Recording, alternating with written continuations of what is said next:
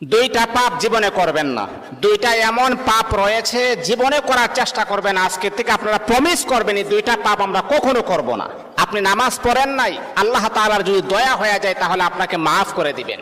আপনি ফজরের নামাজ পড়েন নাই, আল্লাহ পাক রব্বুল আলামিনের যদি মায়া লেগে যায়, আল্লাহ পাক রব্বুল আলামিন আপনার গুনাহকে আমার আল্লাহ ক্ষমা করে দিবেন। আপনি যদি নফল নামাজ ইবাদত বন্দেগী কম করেন, আমার আল্লাহ কিন্তু আপনাকে মাফ করে দিবেন। কিন্তু আল্লাহর নবী বলেন দুইটা এমন জঘন্যতম পাপ রয়েছে, এই পাপগুলার ক্ষমা আমার আল্লাহ জীবনে কখনো তার বান্দাকে করবে না। দুইটা পাপ এমন জঘন্যতম পাপ, এগুলা করা যাবে না। এক নাম্বার হচ্ছে অন্যের হক নষ্ট করা। অন্যের হক কখনো নষ্ট করবেন না। আজকে নিজের ভাই বোনের হক নষ্ট করে দেয়, অন্যের হক নষ্ট করা যাবে না।